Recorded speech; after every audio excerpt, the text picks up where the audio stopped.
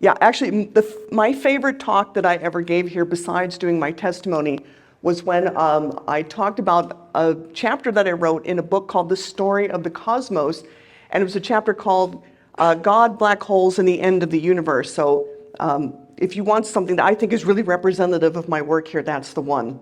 Okay, so today, okay, good, we've got the thing up there, talking about proof of God's existence. I guess it was a couple of years ago that I gave the teaser for this talk, which was, if you had proof of God's existence, what would you do with that? You know, how would you live your life? Are there any changes that you would make? And so this was the promised second part of that. And one reason it took so long is that for a long time I've been working on a book. It's about 80% done. This is the key chapter in the book, and I just thought, you know, I want to wait until the book comes out before I present on this, but I just got so exhausted with the process of writing that book, and also I went back to teaching, and it's really tiring, doing a lot of teaching, and so I thought, you know what, I'll just throw this out there, and when the book comes out, the book comes out, it's fine. So it was just time to go ahead and do this. And let me see if I can do this the right way. Okay, so if God exists, why doesn't he give us proof? This is something that atheists and seekers have asked me many times, and you know, it's an understandable question. There are people who really struggle with the evidence, and what I like to tell them is that God did give us proof, and if anyone has read the Bible, you've actually seen that proof, though you may not recognize it. So I want to take you through that step by step. But first of all, let's talk about the different types of proof, because people get a little confused about what that means. There's mathematical proofs. If any of you have ever taken math in college, you might, or even if you took high school geometry, you have these deductive arguments where you have some premises or assumptions, and then you just show logically how you arrive at a conclusion. Like if A equals B and B equals C, then you know that A equals C. That just logically flows. That's a proof. Okay. Philosophical proofs work in a similar way. You have a deductive argument that flows from the premises. And so since this is a reasonable faith chapter, it is a great opportunity to point out one of Dr. William Lane Craig's most famous ideas, which is the Kalam cosmological argument. That is a philosophical proof, and it goes like this. Everything that exists, everything that begins to exist has a cause. The universe began to exist, therefore the universe has a cause. So that would be a philosophical type proof. Now, the one usually that skeptical people are asking for is a scientific proof. And as a scientist, I'm here to tell you there's no such thing as a scientific proof. That's not what science is in the business of doing. Science tests hypotheses. It'll ask a question. It tries to explain natural phenomena. The best we can ever do is to come up with a really, really good explanation that so far has passed all of the observational experimental tests we can throw at it and doesn't have any serious evidence against it. But we never arrive at the point of proof. So you say, well, there are certain things in science that are facts, like the fact is that there's a planet called Earth and we're existing on it. That's a fact. But that's not a hypothesis, that's not a theory, that's not something that you would prove with a scientific type study. Okay, we're talking about more things like theories of gravity and electromagnetism, okay? So there's no such thing as a scientific proof. So more what I'm interested in here, and I think this is more relevant to what I'm talking about, is a jurisprudence type proof, okay? And you've probably heard the phrase, the burden of proof, and in law, and sometimes in philosophy they say, well, whoever makes the claim has the burden of proof, meaning you got to demonstrate that this claim is true. So when we talk about this, usually, and this would be in the context of like a criminal case in court, that you would have to show that somebody is guilty beyond any reasonable doubt in order to get a conviction, right? So cold case Christianity, if any of you have heard of that, it's a ministry by my friend J. Warner Wallace.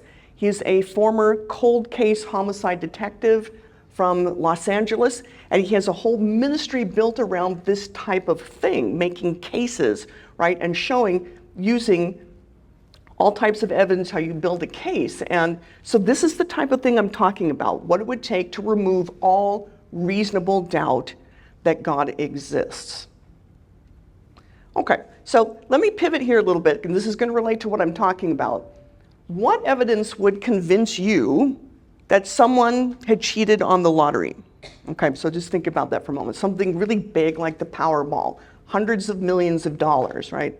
Which is kind of interesting. When I was a kid, and I actually briefly worked for the British Columbia Lottery Corporation. I grew up in Canada in my 20s, and they did not have these humongous jackpots that they have here in the United States. I mean, we thought that, like $20 million was huge. I never saw anything like these hundreds of millions of dollars that they have here.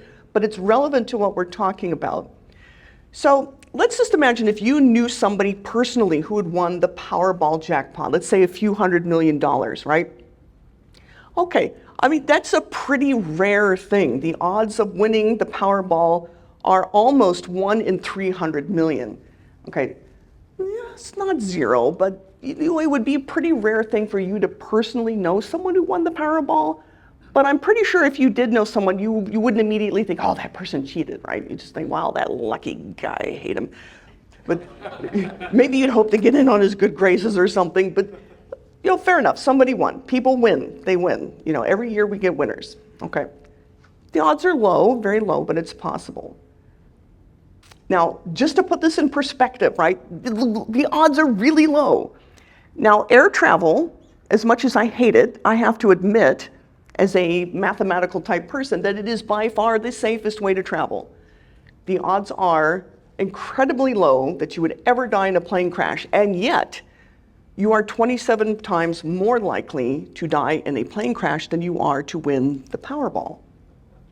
You're 80 times more likely to die of a shark attack than you are to win the Powerball. Again, extremely few people have died of shark attacks, especially in Austin. And you are 1,500 times more likely to die being struck by lightning than you are to win the Powerball. Now, most people, when they see lightning, especially if it's close, they take reasonable precautions, but I don't know a lot of people who are freaked out about dying by a lightning strike, right? It's just because we know that the odds of that happening are so incredibly low. And we know that the odds of winning the Powerball are much, much lower. Okay, this is just to put things in perspective. Now, what if you knew someone who won the Powerball twice? At that point, you're like, I don't know about this, okay? So it's deeply suspicious. Not only that, at this point, this person's going to get a knock on the door by the feds. Now, why though? I mean, if you think about why, just purely based on the fact that somebody's got 2 winning tickets, one from one jackpot, one from another, that's all the evidence you've got. That's all the evidence anyone would need to say something kind of fishy went on there, right? Okay, now, what if you knew someone who won the Powerball 3 times in a row? 3 times, all right? At that point, could anyone say that it's beyond, that there's any doubt whatsoever that this person has rigged the system? There's some cheating that's going on here, right? Okay, and you know that purely mathematically. No other evidence. You don't have evidence of him sneaking into wherever the system is. You don't have any sort of that evidence. You would know just mathematically that person somehow cheated. Okay, let's keep this in mind. So this poor surprised looking guy, this actually relates to something that I read about because I was curious, has anyone ever actually been caught cheating the lottery? And the answer is yes, this guy. His name is Eddie Tipton. And about 10 years ago, he got in a little bit of trouble. So here's the problem. He won the $16 million jackpot, whatever state he was in. Okay, well, people win. And $16 million, I'm sorry to say, doesn't seem like a huge amount of money to people anymore. But he won the lottery nonetheless. And so you think, okay, what's the big deal? The problem is that he worked for the Iowa State lottery system. Okay? He had access to the system. He was a programmer. So, I mean, what was this guy thinking? And That was all the evidence anyone needed. I mean, just your reaction right here says it all, right?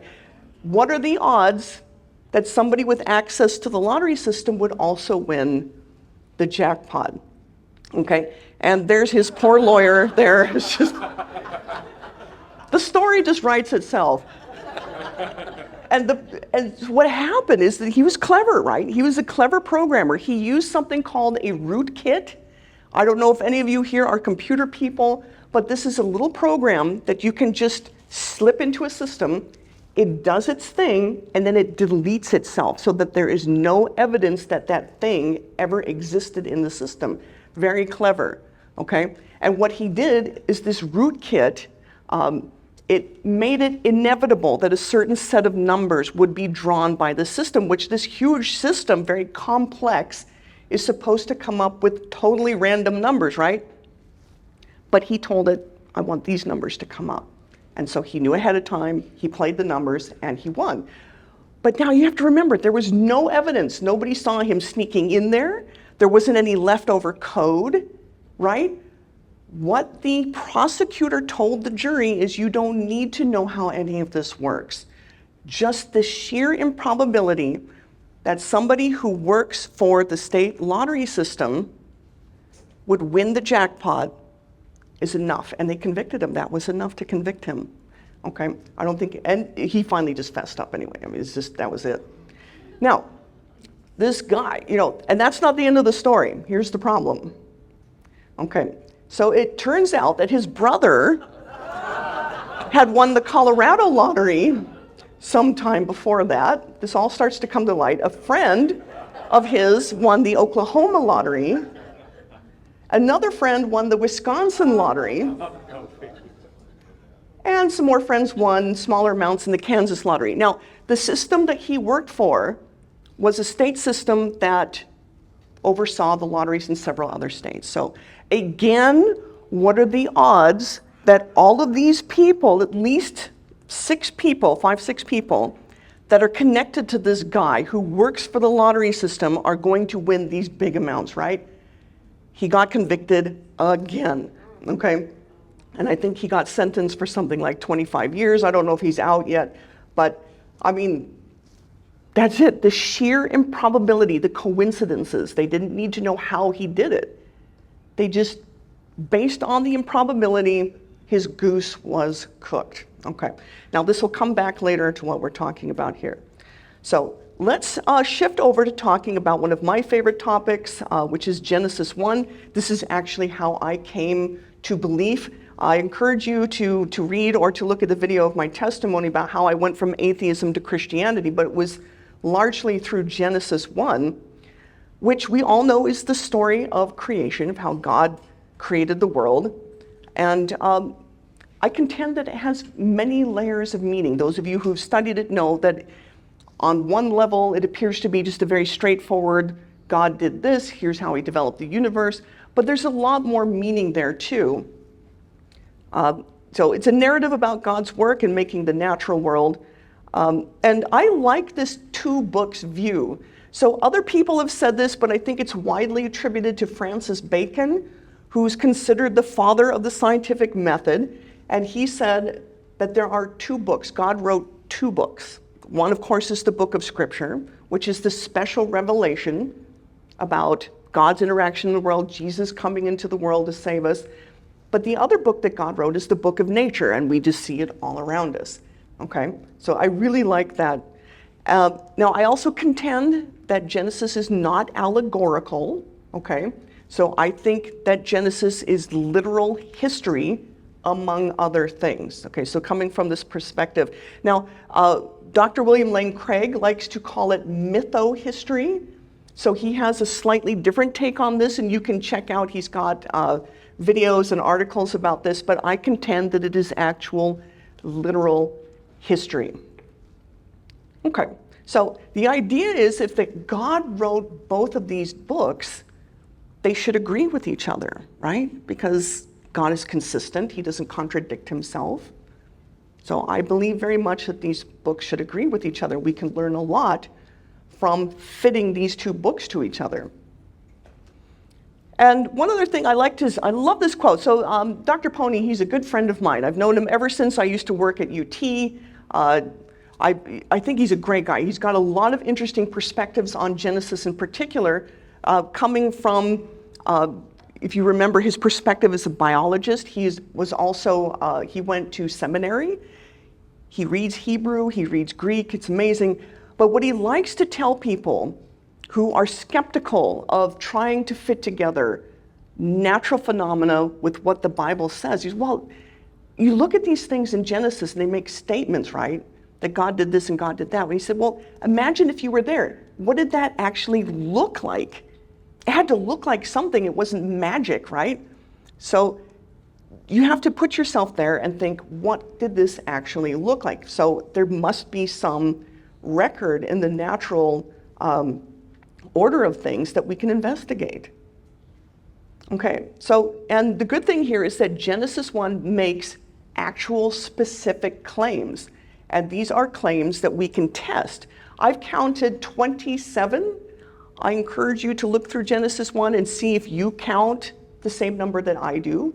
And I've highlighted here with these arrows a few of these very specific testable statements. And I think we can learn a lot by comparing how well they agree with the natural record. And this is a very biblical idea too. I mean, Paul told us to do this. He said in 1 Thessalonians, test all things, hold fast what is good. And he's talking about Scripture. He's not saying just have blind faith. He's saying test it, you know. And if you have the courage to do that, I think you'll be very pleasantly surprised at some of the things that you learn. Okay, so what I want to do at this point is go through a semi-exhaustive list of Genesis 1 versus the natural record. And in fact, I had to bring notes for this, and I think this will kind of be an attestation to some of the points I'm making here. This is from a chapter of the book that I wrote, which hopefully will come out someday, but this is so detailed that I've got to have my crib sheet with me here. So what we're going to do is we're going to look at each of these 27 testable statements. I'll state how it's stated in Scripture, and then we'll compare with what science says about the same thing, okay? So the very first statement of the Bible, in the beginning, and I've got the number there in the brackets, will tell you that'll keep count. Okay, well, in science, I've got the scientific statements in orange. Everything in our universe, space, time, and energy had a beginning, okay? So this is the Big Bang model of the universe. This is something that we've known about, at least deeply suspected, for the last 100 years. This began with Hubble's discovery that galaxies in the universe are all moving away from each other, that the universe is expanding. And then the evidence just kept mounting after that until the 1960s, when the cosmic background radiation was discovered, and that was pretty much it for any idea of the universe just being eternal. We knew that the universe had a beginning. So far, so good. The next statement, God created heaven and earth. Well, when you listen to physicists talking about the universe, about the Big Bang, they'll say, when the universe was created. Okay, so it was brought about through an act of creation. Okay, Genesis 1:2, the earth was without form. Now initially, if you look back in the early history of the universe, there were no structures. So I think a lot of people don't understand that immediately after the Big Bang, there was just this incredibly hot plasma of energy. So first you have energy, and then you get matter forming. It's just this hot plasma of quarks and gluons. No structure at all, nothing, okay?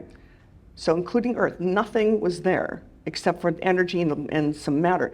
Empty. So there was initially no matter in the universe. I think that surprises a lot of people. In the very beginning of the universe, just after the Big Bang, all you've got is energy.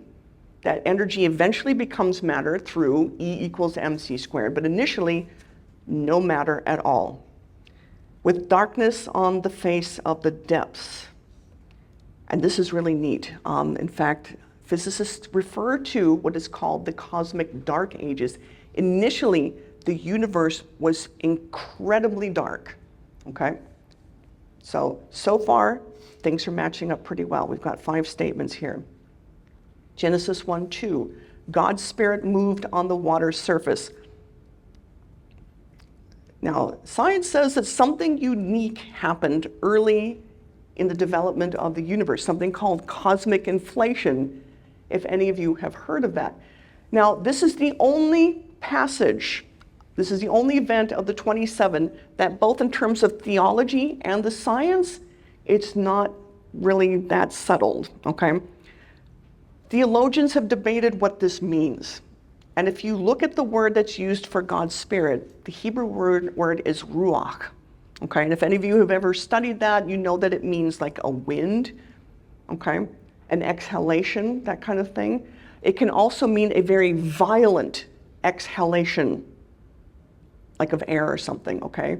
So what's interesting here is that cosmic inflation is a period that physicists have posited happened extremely early in the history of the universe, where all of a sudden, apropos of nothing, you get the universe expanding at an exponential rate. So it goes from the size of about an atom to about 10,000 light years across in a matter of a fraction of a second. That is incredible.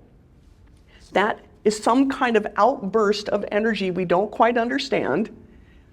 Inflation hasn't been very well supported yet. We're looking for evidence for it. It's a great idea that solves a number of problems in physics, which is why a lot of physicists want it to be true.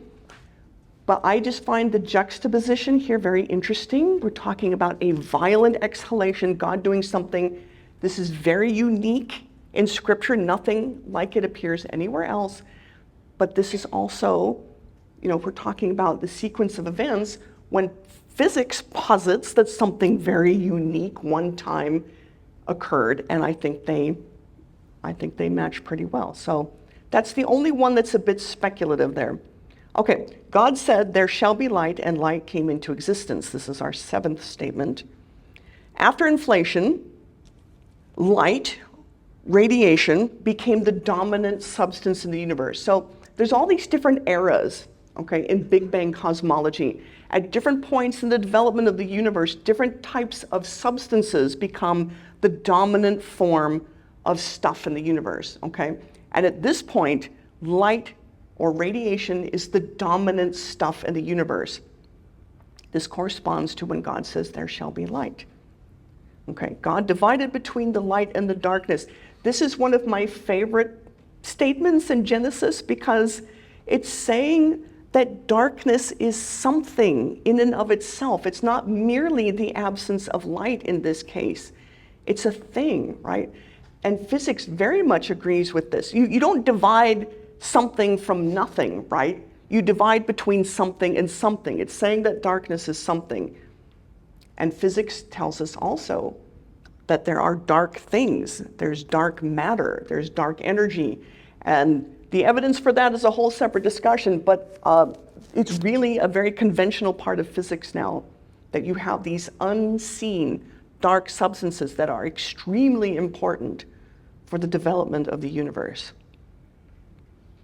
Genesis 1:6, God said, there shall be a sky in the middle of the water, and it shall divide between water and water.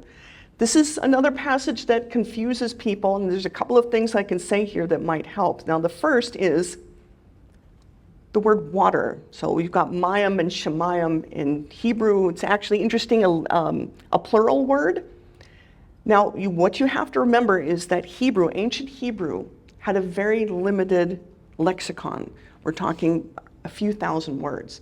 You compare that to modern English with hundreds of thousands of words. We have very specific words. I have a 10-year-old daughter, and as she's growing up and she's asking, why are there so many words for the same thing? And I try to tell her, it's because they express nuance, right? Like, you might want to say chartreuse instead of green because it just captures it a little bit better, right? But ancient Hebrew didn't have room for that kind of subtlety. It had very limited vocabulary. So instead of for us having 5 different ways of saying green, they had one way to say 5 different things, right? So water can also mean liquid, just a general type of liquid. It could mean any type of fluid. Okay, and what I find very interesting, and I studied Dr. Gerald Schroeder's works for a long time, and if any of you are not aware, he wrote a book called The Science of God. He's an Orthodox Jewish rabbi. He's also an MIT-trained physicist, and what I appreciate about his approach to Genesis is that he takes a very scholarly, theological approach, which includes studying the great theologians, the medieval theologians like Maimonides and Nachmanides. And what I find very interesting here particularly is that they don't seem to think that this is literally referring to H2O, okay, but rather something kind of special. So here, and I'm trying to find, okay, so Maimonides, in his Guide for the Perplexed, said, the portion above the firmament, okay, this is what this passage is referring to as the firmament, is only water in name, not in reality. The account of the firmament with that which is above it and is called water is, as you see, of a very mysterious character. And then Nachmanides, who was another Jewish sage, he refers to another sage named Rav, who says, the heavens were in a fluid form on the first day, and on the second day they solidified. The ongoing discussion in Nachmanides' commentary on Genesis shows that these early biblical scholars understood that the Bible is referring to the fluid-like substance that was initially produced in the beginning of God's creation, congealing into spherical bodies, which would be stars and planets in the heavens. Now, this was hundreds and hundreds of years ago. I can't remember when Maimonides was writing, but I think Nachmanides was 700 or 800 years ago. This is long before particle physics. What I find very interesting is that in this intervening time, that physicists have figured out, using particle colliders, that the state of matter, once matter did start to form out of that energy of the Big Bang, it was initially in the form of a quark gluon plasma. So I'll explain what that is. We're made of ordinary matter. We're made of neutrons, protons, electrons, okay? Protons and neutrons, which form the nucleus of an atom, okay, they in turn are made of quarks. And that seems to be as far down as it goes, that quarks are the most fundamental state of matter that we can determine, okay? So at early times, there was so much energy. The universe was so incredibly hot, far more hot than the center of a star, that matter could only exist in a form of totally dissociated matter, right? Just these quarks, and then gluons are these particles that hold the quarks together, and that's how you get protons and neutrons, okay? It's so hot that they just existed in this soup, right? And what they determined with these particle collider experiments is that this soup, this quark gluon plasma, was a perfect fluid, okay? This was the description, amazing. They've also determined that space-time itself behaves very much as a fluid. So it seems to be that one of these types of water is of a very special nature, as Maimonides said. The other, I think as we go on, becomes apparent that it is actual H2O, which is a major constituent of the planet Earth. Very interesting. So, like, why would God is dividing between two different types of fluid, okay? God named the sky heaven. Now, at this point in the development of the universe, so you've got the bulge of our galaxy forming early on. So I wish I'd put a picture here. You guys probably know in general what a spiral galaxy looks like. The Milky Way is a spiral galaxy. These are gorgeous objects, my favorite thing in the universe. They've got kind of spherical or football-shaped spheres of stars in the center, and then they've got a flat disk. It's sort of like a softball, and then with a frisbee through the middle of it. That's the shape of a spiral galaxy, okay? The bulge formed first, okay? And then around that you get the spiral of the Milky Way forming, and that's important because our sun, we exist in the spiral part, the disk part of the Milky Way, okay?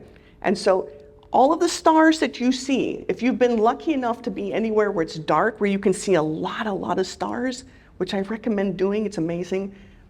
All those thousands of stars that you see in the sky, they're all very local. They're just in the spiral disky part of the galaxy, right? So when we look up at the heavens, at the firmament, what we're seeing is the disk, okay? This is where the sun and all of the planets and the moons and everything formed, okay? So Genesis 1:9, God said, the waters under the heavens shall be gathered to one place and dry land shall be seen. Now what we get here, and this is following a lot on Dr. Schroeder's discussion, he says if you look, the perspective of the narrative changes. At first it's the universe in general, but now that we're talking about the firmament has formed, right? The solar system is formed, we now have the earth, the narrative therefore shifts its focus to the surface of the earth.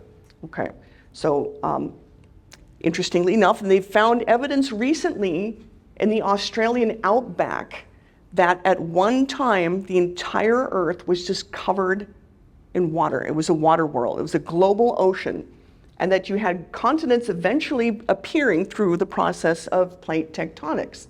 Okay, I thought that was rather interesting. So we have the statement that at some point the waters under the heavens, talking about literal H2Os gathered into a place, and then you get the appearance of dry land. The earth wasn't formed initially with just dry land. The continents showed up later. God named the dry land earth, and the gatherings of water he named seas. We're up to statement number 12, and we do know that the various oceans and seas formed around these continents. Lots of them. Genesis 1:11, God said, the earth shall send forth vegetation. Now this is something that Marty Pony talks about, and he studied the Hebrew in depth, and he says literally what this says is that God is actually telling the earth, look earth, it's time to sprout some vegetation, okay? And it's said in a passive way, the earth shall sprout sprouts, okay? So it's not saying that God did this, it's saying God commanded the earth to do this, and then the earth did it. The first life showed up in the form of proto-vegetation, so we're talking about cyanobacteria, blue-green algae. This is the precursor to plant life. It lived by photosynthesis, turning sunlight into energy, and this eventually led to the formation of the first true plant life. Plants and fruit trees that produce their own kinds of fruits with seeds shall be on the earth. And we do see eventually that grasses, herbaceous plants, plants with seeds and fruit, which is very important, we'll come back to in a moment, after the proto-vegetation. Now, one thing that is a bit of a stumbling block for some people is the order, the sequence of events here. Now, one thing that Dr. Pony points out, which is very important, that this is a style of storytelling that has appeared elsewhere in the Bible, where the Bible says, okay, look, this thing is going to start. So it very clearly, if you look at the verbiage of the Hebrew here, it's saying, this thing is starting, this plant process is starting, and it's going to do this stuff, but we need to keep going with the story here. So we're not going to break into the story later to keep telling, oh, by the way, more plants formed. It's saying, here's the start of it, it's going to keep going and do these things. Meanwhile, we need to get back to the narrative, because the whole momentum of the narrative of Genesis is leading, of course, to the appearance of human beings, right? So it wants to just keep going, to saying, look, this is going to happen, we're going to keep going. Genesis 1:14, God said, there shall be lights in the heavenly sky to divide between day and night. Now, one thing that has been pointed out again, if you're looking very carefully, let me go back a little bit. If you're looking very carefully at the Hebrew and the way that this storytelling happens, it's not saying that the lights in the heavenly sky, we know that it's talking about the sun, the moon, the stars. They don't appear on this day. This is day 4. They aren't made on this day. They are becoming relevant on this day, okay? So these things would have formed on day 2 with the rest of the firmament, okay? And this is how you get plants, because you've already got the sun. You've got light that's filtering down through a very opaque atmosphere. This allows plant growth to occur. But at some point, this is very important, all this photosynthesis of this blue-green algae is producing a lot of oxygen as a waste product, okay? This is how we live in symbiosis with plant life. They need carbon dioxide and they produce oxygen as waste. We need oxygen and we produce carbon dioxide as waste, okay? So because they produce so much, we have what are called oxygen sinks on Earth. These are things that just absorb oxygen.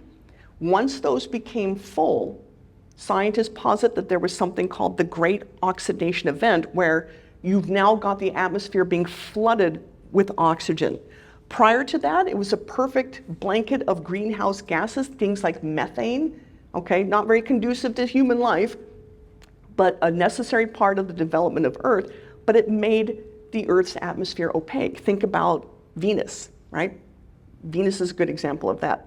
But once there was enough oxygen in the atmosphere of the Earth, the atmosphere became transparent. And so for the first time, if you happen to be on the surface of the Earth, you would be able to see things that are in outer space. You would be able to see the sun, the moon, and the stars. Before that, you would just have this hazy light whenever the sun was up. They shall be lights in the heavenly sky to shine on the earth. And so now you've got enough light reaching Earth's surface to allow a hypothetical observer. We've got God speaking about his creation from the perspective of the surface of the earth. And he's talking about, well, we've got these lights that are shining here. Now, there's a couple of reasons that this is mentioned here in the Bible. One is because look at who they're talking to. You've got the ancient Israelites. Where had they been living, right? They had been in captivity. They were in these pagan cultures that worshiped the sun and the moon as deities. And one reason that this is mentioned here, and it's mentioned seemingly out of sequence and almost in just sort of a not very, like big deal sort of way, that is trying to say, look, you guys, the sun and the moon are important, but God created them. Look, don't worship them. They are created things. They are not gods. They are things that I made, and I put them in there in the sky for you to be of use. First of all, to illuminate the earth. It's a major source of energy for life, but it also serves as a marker of time, right? We know what time it is by the position of the sun in the sky. We know the seasons. We know we can mark months by the movement of the moon in the sky. We can navigate using the stars. So these things are really handy, but they are created things. They are not to be worshipped. So that's why they're mentioned here, but not quite in an offhand way, but just sort of like to diminish the importance that they were maybe used to seeing living in these pagan sun and moon worshiping cultures. Okay. God said the water shall teem with swarms of living creatures. Now I want to point out also here, the things that we're talking about in Genesis, all these events, you could have this entire room filled, literally filled with books talking about all of these different topics, right? The history of the universe from the Big Bang to the present day. You can have shelves and shelves of books and it wouldn't completely describe what's going on. Genesis had to encapsulate all of this in one chapter of one book, and I think it does an amazing job of distilling the really, really important highlights of all of that development. So keep that in mind. It really just has to pick out some key moments. The water shall teem with swarms of living creatures. Well, we know now that animal life appeared in the oceans, okay? That's where it first showed up. And in an amazing and so far scientifically unexplained explosion, they call this the Cambrian explosion, because you get this massive explosion of this huge variety of life, right? They don't understand why. Why did it just show up like all of the basic body plans for all of the animals that are to come showed up at that time, hundreds of millions of years ago, right? Very weird, okay? And very troubling if you're purely a materialistic person. Okay, it says that flying creatures shall fly over the land on the face of the heavenly sky. Now, let me just point out that this passage is often translated as birds shall fly over the land, right? But if you look at the Hebrew, the word is oaf. It doesn't literally mean just birds. It means flying creature, okay? So around this time, you had the development of insects. Now, the majority of insects are actually winged, and they show up rather suddenly, and they diversify very quickly, okay? And we're used to thinking of insects as a big nuisance, right? I know I do. We live in Texas. They're annoying, but they turn out to be extremely important for the development and the propagation of life, which is why they are mentioned. If they did not provide all this pollination, we would not have flowering plants from which we get a lot of our food, okay? So this is why the Bible mentions it. Okay. God thus created the great sea monsters. Genesis 1:21, we're now at the 19th statement. Okay, so this is another kind of contentious passage in the Bible talking about great sea monsters. What does it actually mean? Again, it helps to look at the Hebrew. Now you have to remember, it's kind of like some of the Christians I talk to who say, well, I believe a literal Bible. Well, I do too. But what you're reading is a translation and an interpretation. And this is something that atheists too. Well, they try to back you to court. You have to read it literally. Again, I do. But do you understand that what you're reading has been translated by teams of people over a very long period of time? If you go back, and they did the best job they could. They really did. But if you go back and you look at the Hebrew, okay, it doesn't literally say great sea monsters. You had people taking a Hebrew term that they didn't understand and trying to make the best sense of it that they could. The term is gadolim tananim, okay? So one part of that, and I need to make sure that I get this right, this is Genesis 1:21. Okay, one of those, without a doubt, means great, towering, huge, right? And I want to make sure I get the correct. Okay, gedolim. Gedolim undoubtedly means great, towering, huge. Tananim, okay, this is the plural from a word that means reptile, okay? If you look elsewhere in the Bible, in the context, and so there's one where, there's a staff that's thrown down and it becomes a tanning, a reptile, right? So Schroeder makes a case that this is actually literally saying great reptiles. Gosh, what does that sound like? So to us, it's obvious. It's like, why did they say great sea monsters instead of great reptiles? Because it made no sense to them, okay? We have to remember that dinosaurs are a relatively recent thing in our understanding, okay? So now, first of all, this corresponds to the age of the dinosaurs and also large aquatic reptiles. And in writing this chapter, because I want to get things very precise and accurate, aquatic reptiles are not actually dinosaurs. I did not know this. I grew up, dinosaur crazy, as most kids did in my generation. I always called them aquatic dinosaurs. They're just aquatic reptiles, although they look like dinosaurs, like plesiosaurs and mosasaurs. This is the time period when they would be showing up, okay? Now, the reason they didn't just say dinosaurs is because there was no word dinosaur back then, okay? We've only known about dinosaurs since about the 19th century. I mean, there was at one point, and let me see, I want to get the name of this guy right, because it was actually a pastor. It was the first person to identify them. And see, do I have it here? Okay, so the King James Bible was first published in the early 17th century. That was 200 years before anyone in the Western world knew about dinosaurs. In the 19th century, we had a paleontologist and theologian named William Buckland, who became the first naturalist to correctly identify dinosaur fossils as belonging to these ancient reptiles. And even then, he didn't call them dinosaurs. Okay, that came a few decades later with another English paleontologist named Richard Owen, who combined the Greek words deinos, meaning great, and sauros, meaning reptile, doing exactly what Genesis did, great reptiles. And so they didn't know about dinosaurs back then. I think it is entirely reasonable to look at this passage and to say that it was referring to dinosaurs and large aquatic reptiles. Okay, along with every particular species of living thing that crawls.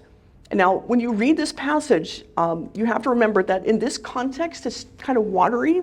I think it's still in the context of things in the ocean. Now, we know that there's tons of animal life that crawls on the surface of the earth, but what I didn't appreciate before I researched this book is that there is a great diversity of crawling aquatic life, and you guys will be familiar with a lot of this, crustaceans like crab, lobster, shrimp, mollusks, echinoderms, things like sea urchins and sea cucumbers, sponges and worms. There's a huge diversity of things down there, tens of thousands of known species in these groups. And the phyla, the basic body plans for all of these things, showed up in the Cambrian explosion. So it's telling us there's a lot of stuff crawling around down there, and there really is. Every particular species of winged flying creature. Again, remember, it's not literally saying birds. Anything that has wings and flies. There are 4 major groups of flying animals, and these appear at some point in the history of the Earth. Insects, pterosaurs, which, like these aquatic reptiles, are not technically dinosaurs, although they appeared at the same time. We're thinking of things like pterodactyls, birds, and bats. Now, what I didn't appreciate, and I think I'm speaking to the right audience here in Austin, is just how important bats are in terms of the ecology of the Earth. They really are. I did not know this until I looked it up. So they are the only flying mammals on Earth, like literally flying. We have flying squirrels, but they don't actually fly. They glide. Okay, they represent one of the largest mammal groups in existence today. There are a lot of them here in Austin. They play a similar ecological role throughout most of the world as birds. And of course, they echolocate.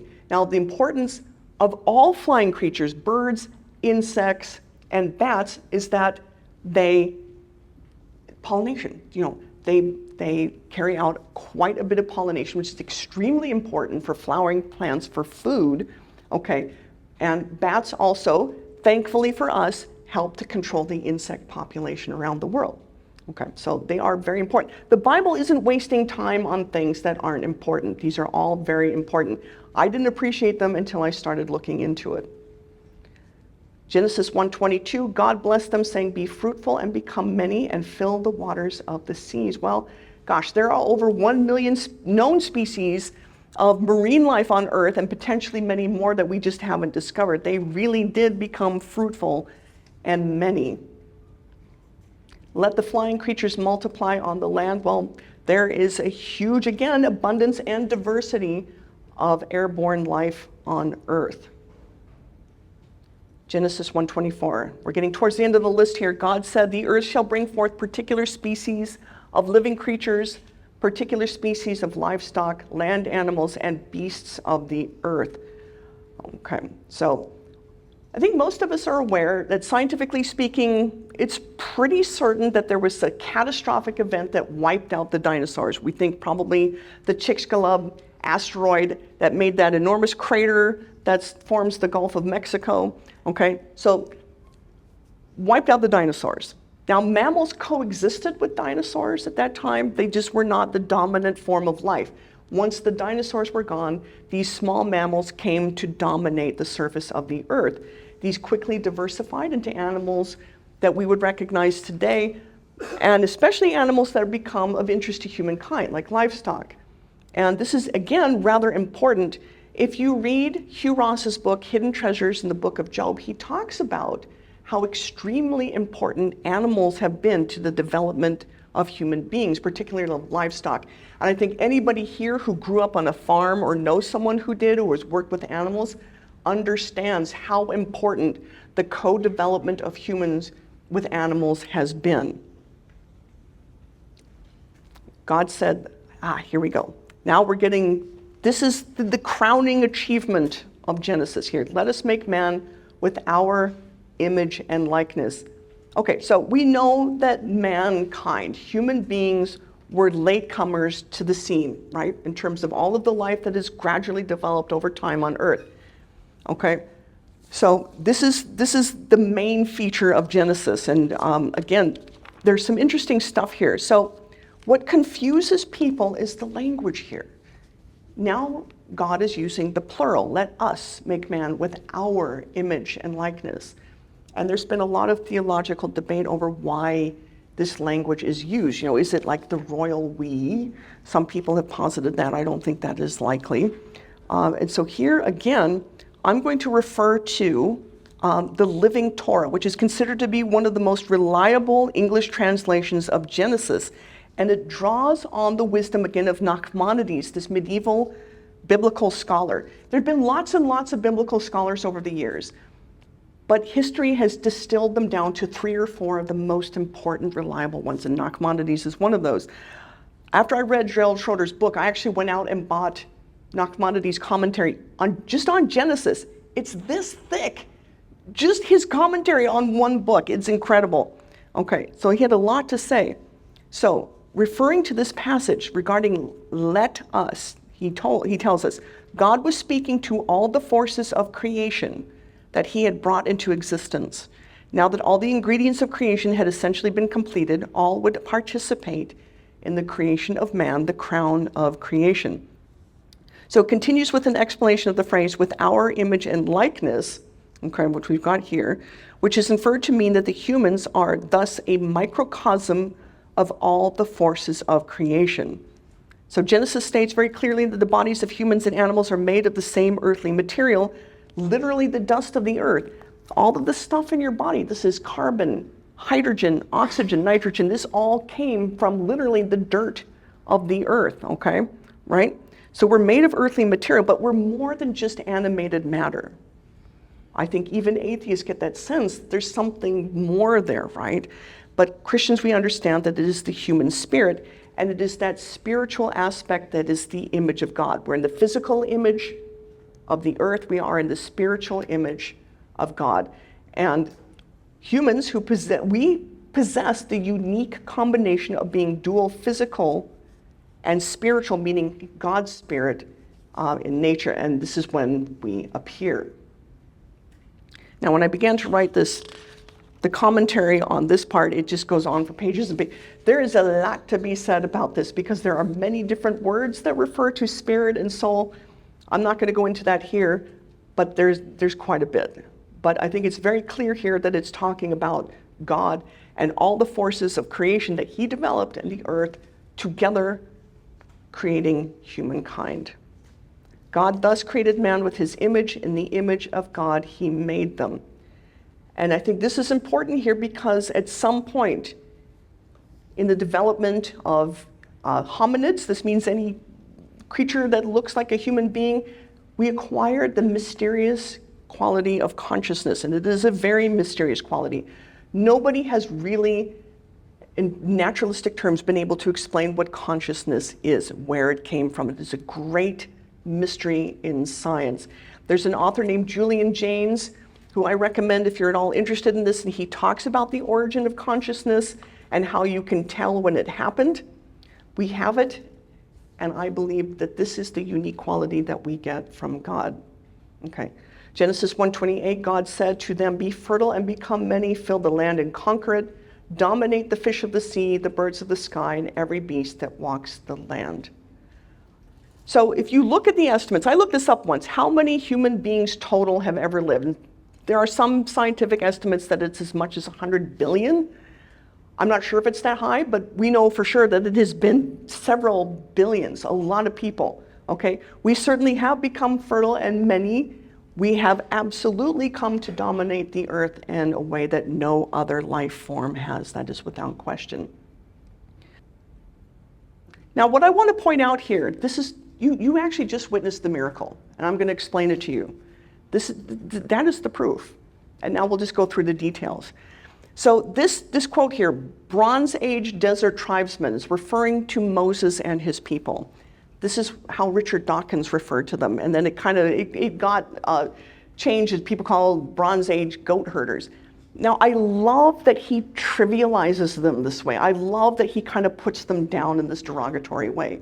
Because the point he's trying to make is, why are you going to trust a book that was written by a bunch of Bronze Age dusty guys out in the desert, right? I love that he put it that way because it works totally against him and it works for us. So here's the question to ask yourself. How did these Bronze Age, mostly illiterate desert tribesmen, how did they know the universe was created? Now, we take it for granted now because we've all heard of the Big Bang Theory. We've all heard of this. The universe is 14 billion years old, right? They didn't know that. And in fact, Aristotle, he said the universe is eternal. It would be natural to look around and see things in human lifetimes don't change, really.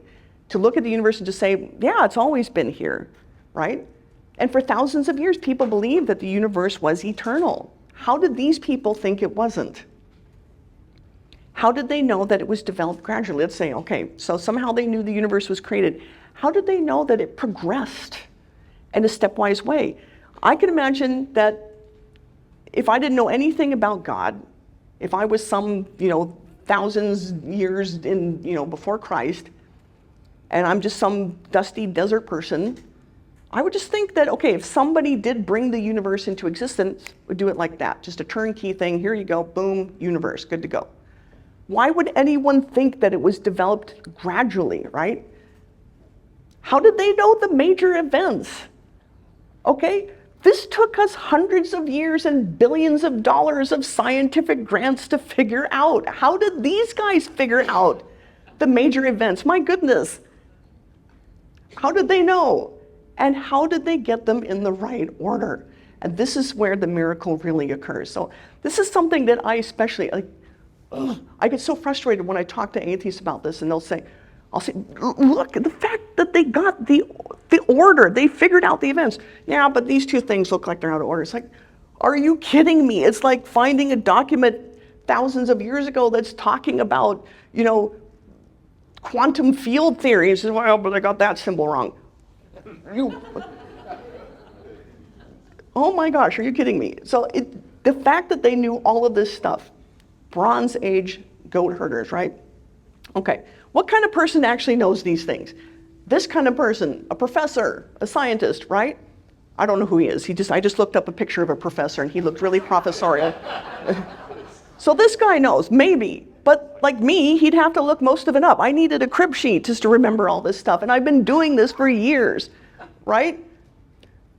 Okay. This is the kind of person you would expect to know. And he'd have a whole library of books at home that he would refer to. So let's look at the possible explanations for how this guy knew all this stuff. Okay, they just guessed correctly. Moses and his people somehow they just guessed, okay? They had access to advanced scientific knowledge that somehow has been lost over the millennia. Maybe they had scientific labs, or maybe they were able to figure out this stuff out in a way that's more clever than we did with all of our equipment to the scientists, okay? Maybe advanced extraterrestrials came to Earth and gave them this information. Or maybe this information was divinely revealed to them. So these are the only 4 possibilities that I can think of for how they were able to come up with something as incredible and miraculous as Genesis 1. Okay, let's look at this. So let's start with number 2. If these guys could get it right thousands of years ago, why did we need to spend all this time and money and expertise relearning it all? Seriously, I mean, does anybody think that these people were running experiments and digging up fossils and doing all that? How would they possibly know, right? I need multi-million-dollar equipment to do the research that I do to discover some of the things that we talked about. I think we can just rule that out. Did extraterrestrials visit Bronze Age Earth? Okay, well, there's no record of this at all. I mean, there's nothing in scripture said these strange men came to us and told us these things and then off they went, to the sky. Nothing like that. The existence of extraterrestrials itself is very unlikely.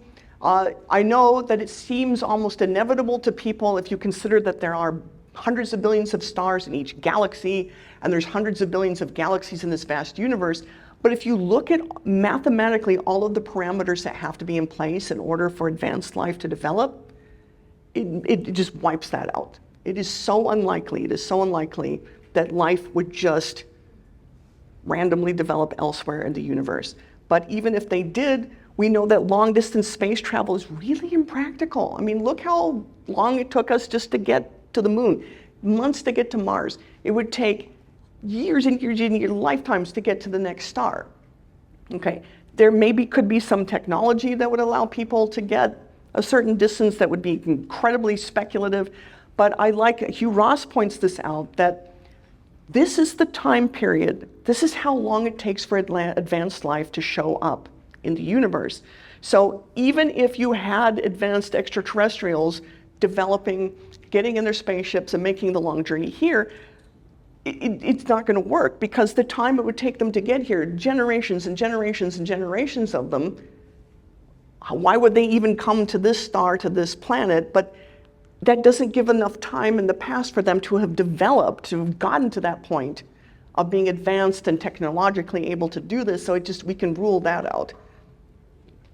And even if all of that could happen, why would they just plop down on Earth and say, hey guys, here's a little bit of scientific info, we gotta go. And just, that would be, like, why? I mean, why wouldn't they give them more practical information? Here's an internal combustion engine. Here, you guys can invent a car now. Why would they give them just this information and then leave? I mean, none of that makes sense. It is extremely, to me, it's a terrible explanation. Okay, so we've gotten rid of that one. We've gotten rid of that one. So we've got two left. Let's talk about proposition number one that they just somehow guessed correctly. Okay, so we've got to look at the odds. We've got 27 events. And it's not a given that even if, it's just a miracle that they knew these events in the first place, right? But let's say that you wrote each one of these events on a slip of paper. And then you just toss these into a basket and just say, okay, you guys, pull them out in the right order, just by chance. So this is the odds of guessing the correct order of all of these events, okay? So let's just say, for instance, that we start with 5 slips of paper. If I had 5 slips of paper and I wrote the numbers 1, 2, 3, 4, 5, on separate pieces of paper, let's look at the odds that you would pick all 5 up in the correct order, going 1, 2, 3, 4, 5. The odds of getting the first one right would just be 1 out of 5. You've got 5 slips of paper. The odds are 1 in 5 that you get the first one correct, okay? The next one, now let's say you picked up the first one in the correct order. You picked up slip number 1. Now you've got to pick up slip number 2. Your odds are now 1 out of 4 because there's only 4 slips of paper left. And the way that probabilities work is that if you're looking at the probability of 2 events occurring, getting the first 2 slips in order, you multiply the probabilities together. So in this case, getting 1 and then number 2 in that order the odds would be 1 out of 20. Okay, so you keep doing this and you get what's called 1 over 5 factorial. So for you math geeks out there, we're not saying 1 out of 5. That's just a way of mathematicians just shorthand because people in math and science were lazy. We don't want to write out 1 over 5 times 1 over 4. Blah, blah, blah.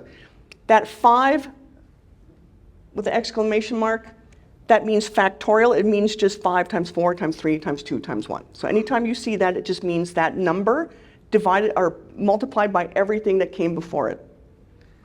Okay, so those odds turn out to be 120 to 1.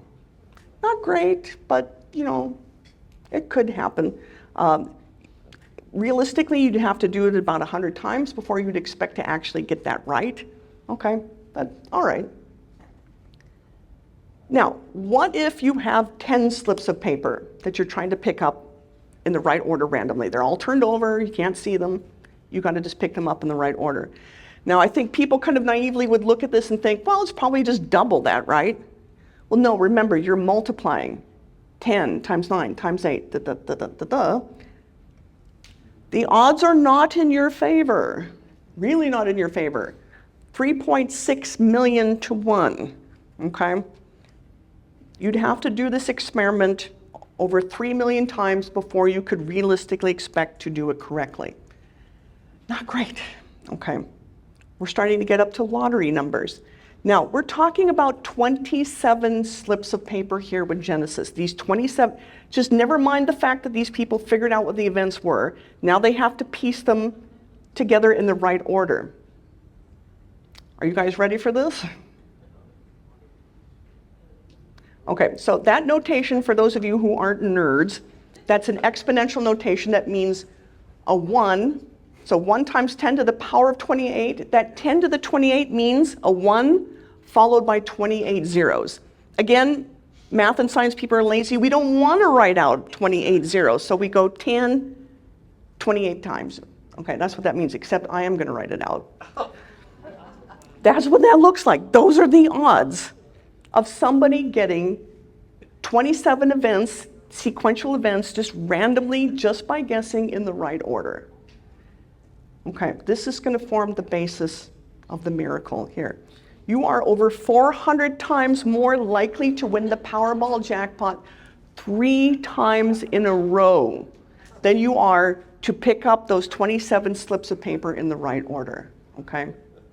So this is as close to impossible as it gets. The odds aren't exactly equal to 0, but they might as well be. You would have to have so many lifetimes of the universe of people just picking up slips of paper over and over and over. We're talking far longer than the universe will ever exist, okay? I think we can safely say that we can rule out guessing.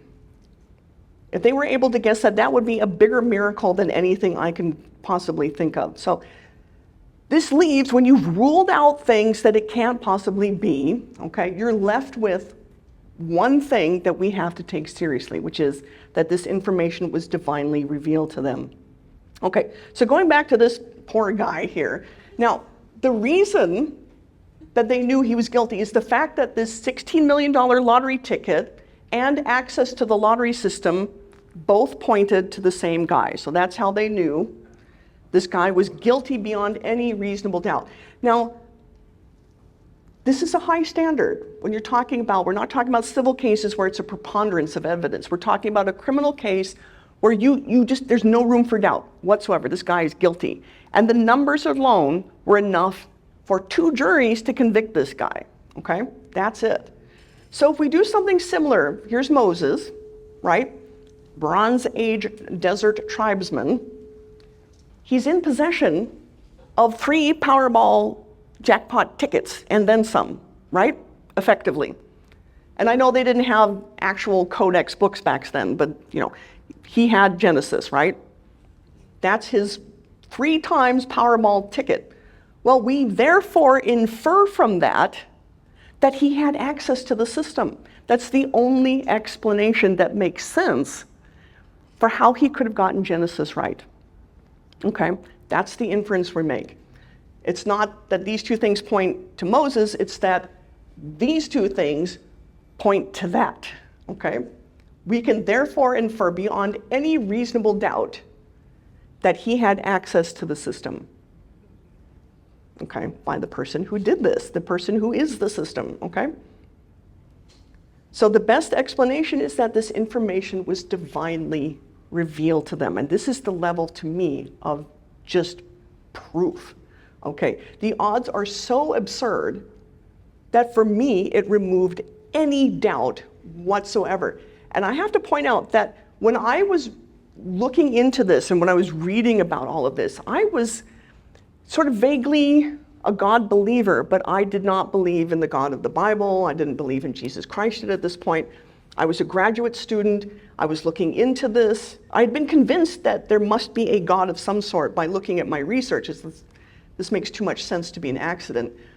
But when I started actually reading the Bible, because I wanted to figure out, okay, if I believe in God, who is God? I look at the Bible, I start to read the New Testament, I look at this, and it's like, there's no question to me that Genesis is literally true, that it was written by God, given to a mortal human. The odds just as decided. And I went through the numbers over and over and over because I'm naturally a skeptical person. And I was like, no, but there was no other explanation, okay? So to me, this is proof. This is as rock solid proof for anything that you will ever get. Okay, now the question is, okay, before I get to this, so I've talked to people about this, skeptics, believers, seekers, and for a lot of them, it really shakes them. Like they don't know what to do with this, and then they'll just ask, well, why is this proof only available to us now? Why did it take millennia, centuries, of investigation, of science, giant telescopes and particle colliders to figure this out, Why is it just available to us now? Well, and I have an explanation for that. And so, talking about a book, so I'm a huge Tolkien geek. I love The Lord of the Rings. I'm super into the lore. I read the book for the first time when I was 15 years old. And you have a certain perspective on life when you're 15, a certain maturity level, a certain intellectual level. And when I first read it, those of you who read it, it's a great story, right? Just in and of itself, it's a great adventure story. I loved it. But when I went back and I read it years later, and I put myself on a 5-year rule, I'm only allowed to read it every 5 years. Otherwise, I think I would just overconsume it because I love it that much. And so I read it again 5 years later, and then 5 years later again, and each time the book revealed something new to me. It became deeper. I've discovered, and especially after I became Christian. And wow, did that open my eyes to so much deep theology that is in this book, in which, if you're not familiar with that, there's a great book written by a professor named Ralph Woods called The Gospel According to Tolkien, and he points out once you see it, very obvious Christian theology that is just throughout this whole book, but just the depth of it, right? And you're able to see more. You unlock new layers in a great work. Every time you read it, when you become older, wiser, more experienced, you know more, right? Your perspective changes. And so I think it is true collectively for us as a human species when we read Scripture, okay? So there are many layers to Scripture. I'm sure many of you have studied books of the Bible over and over, and each time you do, it's like, how did I not see that before? You see something new, something you experience in your life allows you to relate to it in a different way. Well, it's like that with Genesis. And I believe that layers of meaning in Scripture become apparent to us both as individuals and as a human species when they are needed, okay? So I think the proofs for claims in the Bible match the information level of a society. There was a time when the vast majority of people in the Western world were Christian, okay? The level of proof matched the level of skepticism and information that people had. They didn't need this information because they weren't an information, scientific, technology-driven society. But now that we are, we've now unlocked a new layer of meaning in the Bible, especially of Genesis, that allows us to understand that. So each time we find a new way to be skeptical, Scripture presents us with a new way of understanding it and a way to relate to it. And that is because the Bible is a God-breathed living document. It is amazing every time I read it how alive it is in that regard. So that's why this proof is available to us now, because we need it. Now, there's a practical benefit to this. So it's not just that, okay, so great. You know, we believe it. And I talked in my previous lecture about what would you do with this proof if you had it? How would you live your life differently? What would you change? But also it can be very practical in the sense that, I don't know if many of you can relate to this. I have struggled with terrible depression in my life, horrible.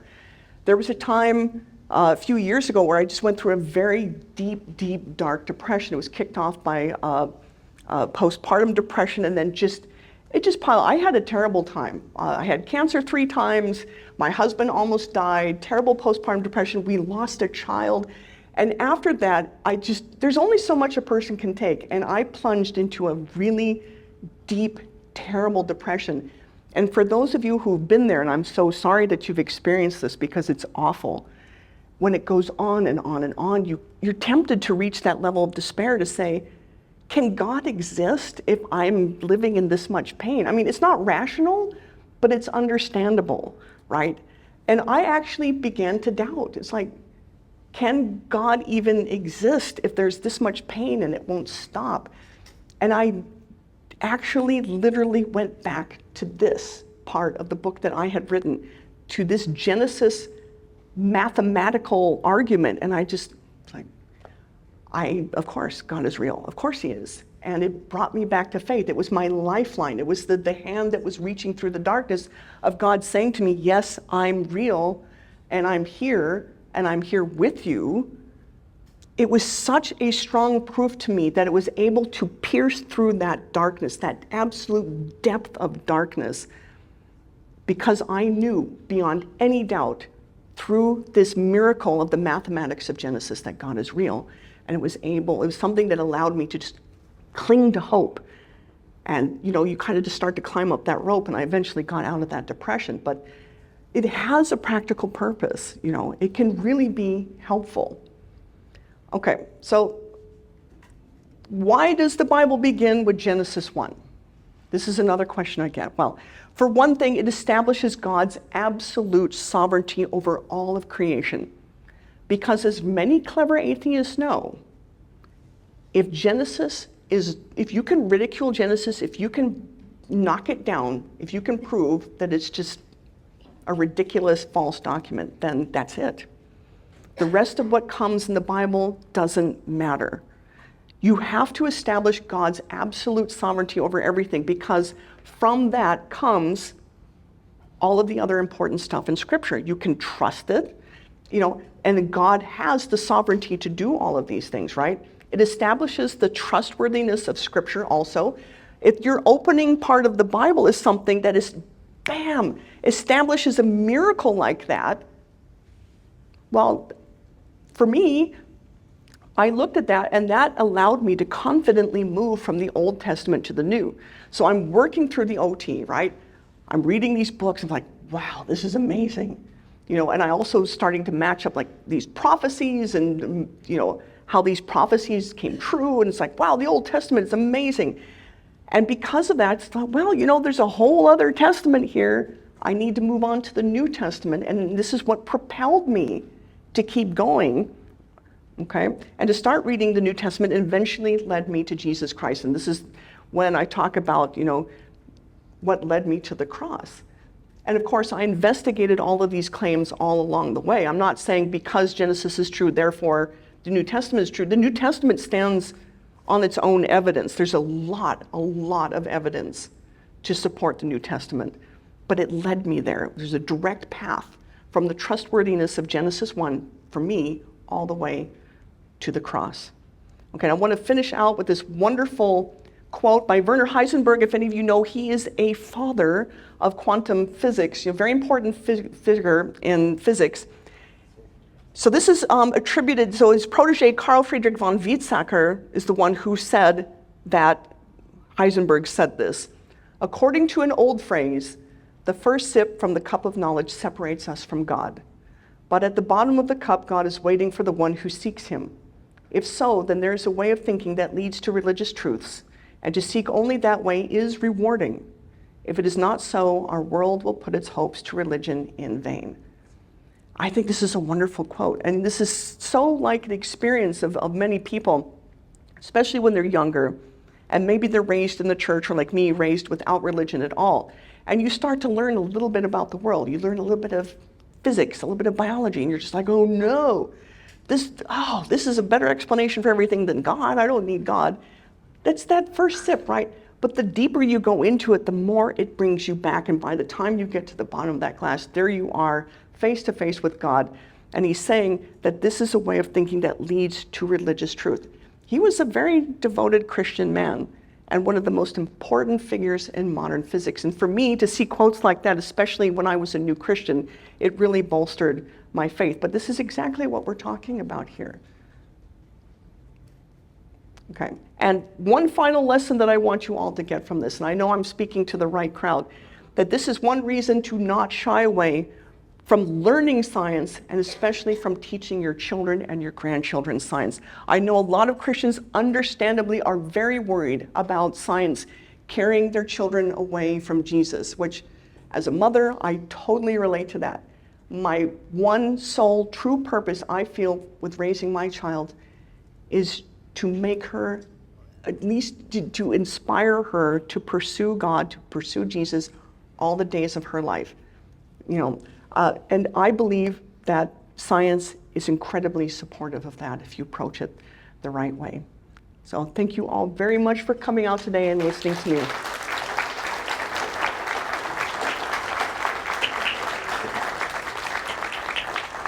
Yeah, perfect. Excellent. So hopefully we have time for Q&A. Yeah, absolutely. So, real quick, with the Q&A, we do have two rules. First rule is that, let me say, first of all, we'll have two microphones. David's holding the microphone. And Rich, maybe, is there another microphone over there? If you have a question, raise your hand so that one of them can bring the microphone to you. When you do have the microphone, we do ask that you ask a question, that you aren't one of those people that go on and on and on telling us what you think about the subject. Okay, we're all waiting for that question. Don't be that person. If you need to set up your question with a little bit of commentary, that's fine, but please keep it short so that we can get through a lot of questions and everybody will have an opportunity. So that's the first rule. Second rule, I'm the president. I get to ask the questions. So, Sarah, you never disappoint. That was so fantastic and very thought-provoking. So you refer to Dawkins, and Dawkins defines faith as a belief without any evidence or in spite of the evidence. He likes to make a little straw man definition of the word faith there. You would be an example, a counterexample of that, and that the evidence brought you to the faith. So here's the question, because a lot of people say that it doesn't matter what the evidence is, you're going to believe what you want to believe. People are going to have faith regardless of the evidence. Is there any future discovery that you think could undermine your faith, that would potentially cause you to question the faith? That's a question I get asked often, especially on social media. I'm very active on X, now used to be known as Twitter, and that's something that I get from my skeptical followers. Now, as far as belief in God, and I might sound like an ideologue here, honestly, there's no evidence that would ever convince me that God doesn't exist, because it's like, you might as well ask me, is there any evidence you could present to me that I don't exist? You know, it's just, to me, it is so factual, because I exist. I am not the explanation for my own existence. If I was, then I would be God, which I am not, but something has to exist apart from me that is the explanation for my existence. So even if I'm a brain in a vat somewhere, even if I'm just some disembodied mind and I'm hallucinating this whole experience, I can't disprove that that's happening. But I know that thought is occurring, therefore thought exists. Something had to be there to create that environment for thought to exist. God is the explanation for that. So to me, without a doubt, God exists. Now, the only way that you could prove to me that it is not the God of the Bible is that you would have to somehow prove to me that I'm a brain in a vat, because the evidence is so overwhelming to me. First of all, you're never going to convince me that this is not proof for God. This is so rock solid that it's there. To convince me otherwise, you'd have to tell me that I've hallucinated all of this, that this is all made up, I'm in the Matrix, this is some alternate reality. Honestly, that's what it would take. Now, what you can quibble about, and this is a stumbling block for a lot of people, is whether or not God cares, right? And this is why it ultimately comes at, even with every atheist I've ever talked to, when I can lead them to the point that rationally they can believe, okay, maybe there's a deistic sort of God. I can't believe that he cares at all for these tiny little ants that are human beings on this rock in a vast universe. That's a whole different discussion. That's a great discussion to have with someone. If you can use stuff like this to get someone to the point of saying, okay, sure, God exists. He doesn't care. Oh, then you have a whole discussion about Jesus Christ, right? Right there. The God who died for you on the cross. Then you have that discussion. But yeah, I'm totally dialed in at this point. Excellent. Okay, so right here first, and then back there second. Thank you so much for this talk. It's really interesting. I had a question about your analogy of picking up 27 numbers out of a bucket. I guess my question is, even though they were like Bronze Age tribesmen, I guess they weren't totally randomly picking 27 numbers. Right? They had their own observation of the universe, their own, although maybe primitive our time ideas of how things work. And I was thinking like, yeah, well maybe if I was in their shoes and I was trying to guess the order of how the universe came to be, I probably would choose things like, light came first and matter, and probably find that then just based on the complexity of those things, or how primitive or how basic it seemed to be just in day-to-day life. And so I was curious, maybe I'm biased because we have this knowledge and therefore I'm thinking, okay, that should be obvious. Maybe are you familiar with any other traditions or religious creation stories? I've read the Enuma Elish, which is very interesting. It's the Babylonian creation myth, and some of the others. Yeah, they're very interesting. I guess I was interested to know, were they kind of accurate too? Because then we kind of gauge, okay, with that kind of primitive knowledge, how close can you get just by guessing? Versus like, if they're totally off, then it would be like, then those, then Moses had something going there, and that he was able to, even with that primitive knowledge, get something so accurate. Right. Great question, and it's something that people do come up with in the context of this argument, which is a legitimate thing to ask. Now, one thing that you have to separate yourself from, it's really hard to do because we are absolutely steeped in scientific knowledge in this culture, right? We grew up with it. It's really hard to separate ourselves from that. To imagine growing up somewhere completely isolated from all modern knowledge, what would your perspective be? And I had this discussion with my dad. And so, you could say, okay, they might say, okay, water had to come first before marine life, right?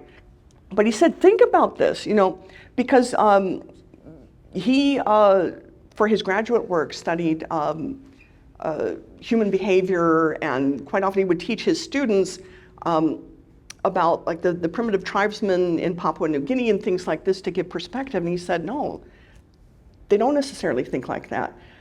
You could get this idea of God first created fish, and then he realized he needed a home for them. So then he created the water and put the fish in the water, right? We're just assuming that they're going to think the way we do because we grew up learning these things as early as possible. Before we can even speak, we're learning these things, right?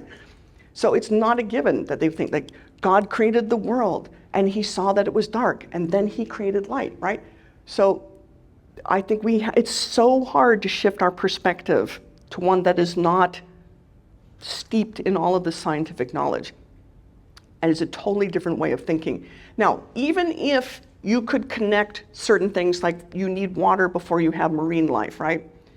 Even if you did that only reduces the odds a little bit. So you still have to take, okay, marine life, where does it go? It's not a given. If you didn't know that life would begin in the water, they said it could begin in the sky and it fell to the earth, right? You don't know. So while I think that's a very reasonable question, and it's hard to take ourselves out of this scientific context, I think honestly, and if you look, it's kind of hard to compare with these other creation myths because they're so different. I encourage you all to read through something like the Enuma Elish, especially because there have been accusations that whoever wrote Genesis cribbed from it because it's the Babylonian creation myth. Gosh, they could not be more different. They posited the creation, first you have these gods and monsters and they went to war with each other and they're ripping their bodies apart, and it's a kind of a combination of the blood that dripped out of this monster and mixed with mud to create humans, and it's like, how do you compare them? It's hard to draw a direct comparison. So anyway, that's my take on it. I hope that helped. Thank you, in the back there.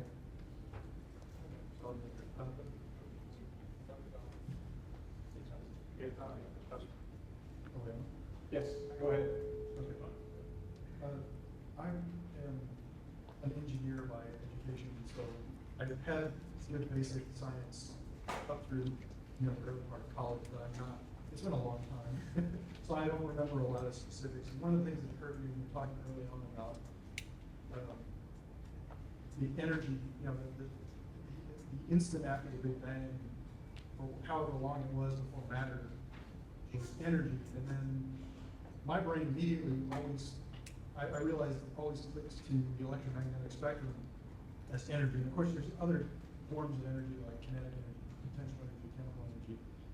But can you expand a little bit more on what that energy really was? And then as a second part of the question is, how did that become this plasma of quarks and gluons? What process was that? Because that's way beyond anything I ever learned when I was Okay, yeah, great question. And I think the answer to that is we're not entirely sure what the process is.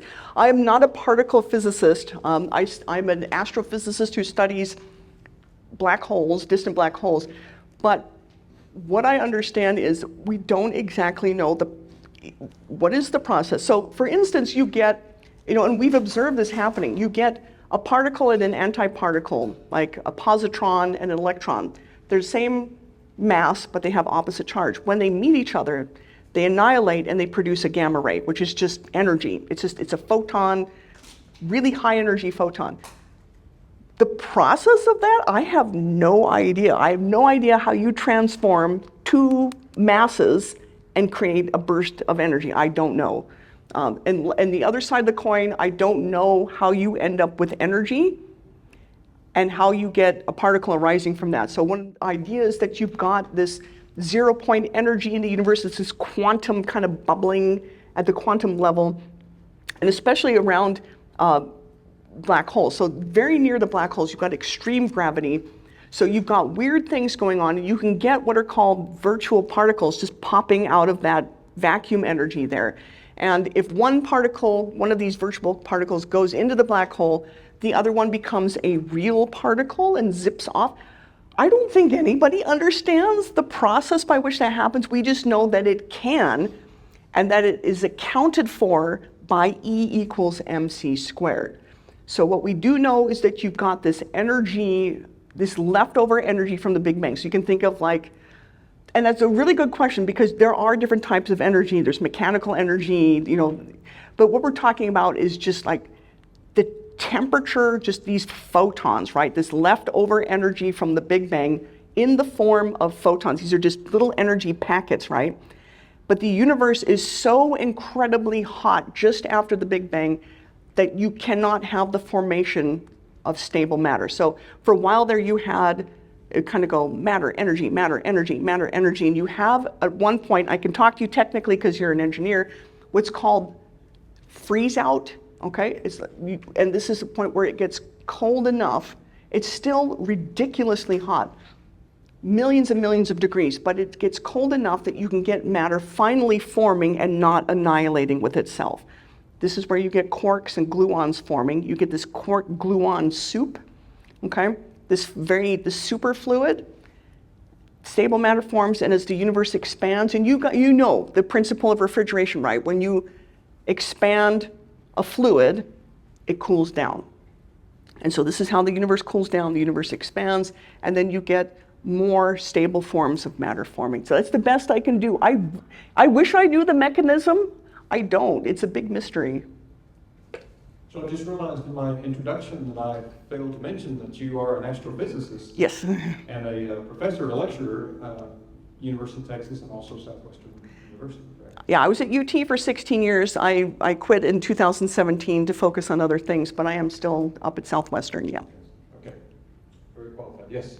So, excellent, because I actually have a couple astrophysics questions. All right. You, in your talk, you mentioned the asteroid that took out the dinosaurs. So the first question is, how'd that happen in the presence of Jupiter? And the second question is, when you look at Revelation, it talks about 1/3 of the sun, 1/3 of the moon, 1/3 of the earth being destroyed. Does that resonate with something that would happen based on your understanding of astrophysics? Okay, let me take the first one. So the asteroid. So the funny thing is, Jupiter has this wonderful reputation as being kind of a shepherd and a guardian of the Earth, but what lately astrophysics are kind of changing their mind a little bit on this, but that Jupiter can also be kind of a gravitational accelerator that will fling asteroids at us occasionally. So you had an earlier period, so very early on you had this period of what's called bombardment. There's just so much debris left over from the formation of the solar system that you just look at the surface of the moon, it's just, that's from that period of bombardment, right? Just a lot of stuff floating around, and it's going to, over hundreds of millions of years, it's going to strike the Earth, it's going to strike the moon, all these other things. That slows down eventually as these orbital paths, things orbiting around the sun start to clear out their orbital paths. This stuff either gets kind of blown away or it gets swept up into other bodies and congeals, right? And so at some point, these events just become a lot less frequent. But yeah, it was just sort of a random freak event that happened, and it may well have been accelerated by Jupiter. So Jupiter can be protective, but it can also, according to a new mathematical way of looking at this, it can occasionally fling things our way. And then the second part of your question, you were talking about Revelation. Yeah, it talks about how 1/3 of the, thank you, how 1/3 of this, 1/3 of the sun will disappear, 1/3 of the moon, and 1/3 of life on Earth. And I was thinking about that from perhaps an asteroid event or something like that, or maybe the resonance between Mercury and Jupiter. Can you visualize some things that would explain that from a cosmos standpoint? It's possible. I'm not sure exactly what. That's one thing that we've learned about God, is that whatever we think he's going to do, he's going to probably surprise us with how he does it. And the other thing we know about God is that whenever he has interacted with human beings in Scripture, it is always through some natural appearing phenomenon, like a burning bush. He doesn't just walk up to Moses and start talking to him. There's a burning bush that draws his attention, and there's a voice that comes from it. You know, the column of fire, the column of cloud that leads the Israelites through the desert, that kind of thing. You know, occasionally you do have an angel of the Lord appearing, but mostly we have God speaking to us and interacting with us through natural appearing phenomena. So my guess, and it's really just a guess, is whatever he chooses as the methods for fulfilling the prophecies in Revelation will be kind of natural looking, would be my guess, but probably very extraordinary. I would also caution in regard to Revelation that it's Very symbolic. that it's apocalyptic literature, which is highly symbolic. Yeah, yeah. So, we have to be really cautious. Yes. Literally like that, okay? I think this has to be important because Paul brings up it somehow straightened his mind out that things are made of what aren't seen. You know, he put that as it seemed like a non sequitur to the really tough question: is by faith we believe that this is made of stuff we don't know what it is.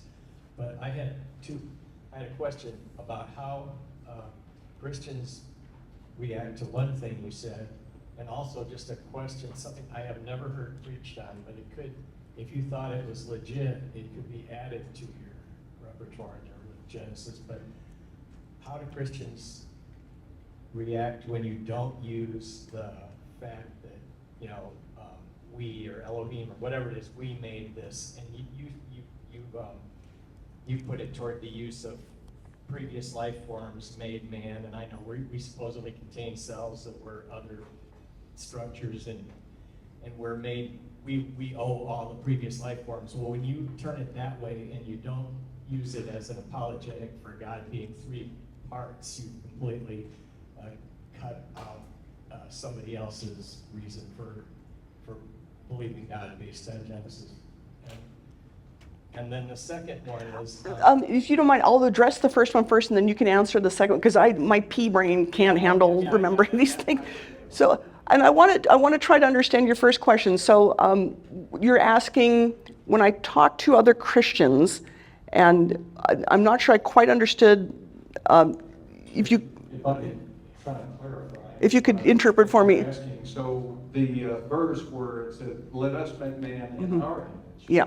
A lot of theologians believe that that's a reference to the Trinity. Okay. That, let us is a reference to Trinity, and our image is a reference to the Trinity. Whereas you took that was God and the natural causation collectively. Okay. So what he's saying is that your interpretation may be counter to another Christian's interpretation. Is that fair? Yeah, exactly. Okay. And I would say either way you interpret it, it doesn't affect the aspect of how we count it in that numerical miracle. Because if it's referring, and I'm fine either way. I haven't placed my bet on what "let us" means. I'm just trying to kind of figure it out. But whether it's referring to God and all the natural forces, or if it's referring to the Trinity or the divine council or what, it honestly doesn't matter at all for the point that I'm making here, that really it's just God and someone or something has made man, and man appears at that point. Yeah. They're both good anyway. So. But the second one, I don't know what, I've never heard it, so, but it has, you can't really think of anything brand new, so maybe you've heard of it. But I got really mad when my mom said men get more genetic problems because they have less genetic matter because they got a Y chromosome, and y'all are missing something. Now, at that age, as an adolescent, I was not willing to hear anything bad about men, and I especially wasn't willing to hear anything bad about myself. So it made me incredibly mad for some reason. But now I feel like it's an apologetic to people that were Stone Age, Bronze Age people. Of course, every man has the same number of ribs as a woman, but could not God have been speaking of swiping the leg of the X chromosome? The woman's actually a more highly evolved and created and has a bigger genetic pool now, and so the man is actually missing something, and all the men here know all the jokes about it. So is that something you could read in So I think any good scientist has to admit his or her limitations, and I am not a biologist at all. I'm an astrophysicist, and so I'm always hesitant. I will never comment knowingly on something that's outside of my field and outside of my expertise. This is way outside of my, but I think it's interesting. I'll just say that. And Dr. Schroeder has some comments about what he thinks the rib is referring to. I think everybody kind of has their different speculations. That's honestly something I'm interested in. It doesn't trouble me. I think it's just an avenue for further study, and I think something will be revealed to us there. But that's an interesting point. As someone who's not as educated on the subject, I can say men don't have less. So you can just take that to back. I'm sorry. Just joking. I'm here. We're going to make this last question. I'm very considerate of the time. We always advertise we end by 12, so LD. And I'll have one thing to say at the end of the questions. Yeah. Okay, good. So, can you hear me? Yeah. So, I'm the vice president, so John makes me always ask the last question. Because he thinks it's not going to be very good. So, I loved what you had to say, Sarah. Phenomenal presentation. Just one particular point.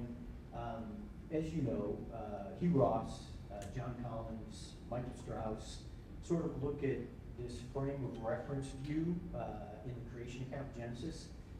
And they put the frame of reference, you put the frame of reference on the surface of the earth when the waters were separated, right? They use, as you know, they put the frame of reference shift in the creation account prior to day one, where the Spirit of the Lord is hovering, brooding over the surface of the earth, right? You used some interpretation of Hebrew, and I just want to go back to that. And if you could explain to me why you put that change of perspective in that particular day of creation versus in that day, in that prior to the first day of creation, where RGB does, where John Collins does, and where Michael Strauss does. And does that have to do again with the Hebrew interpretation? Okay, yeah. That's a great question.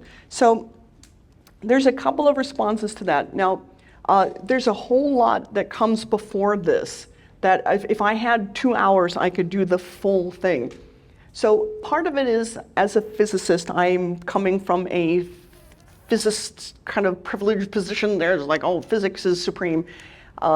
So I'm looking at partly as a physicist and saying, well, these things sound very physicsy to me as opposed to geological and biological. And part of it also is because one thing that brought me to the Bible was Jerry Schroeder's explanation for how you reconcile 6 literal creation days with a universe that's billions of years old. And I can't remember if I've given that talk here, but I've given the talk many times. And I have a slideshow on my website about this, where you can use relativity, the relative nature of time, to pack 14 billion years from our perspective into the Genesis timeline, which is, Schroeder says, 6 literal 24-hour days, but strictly from God's perspective. Because in physics, this is something we have to do all the time. When we're talking about how long something takes or even the distance of something, you have to establish from whose perspective you're talking. Because in terms of relativity, it can be, we can have totally different experiences of the same event, okay? Different time, different distances.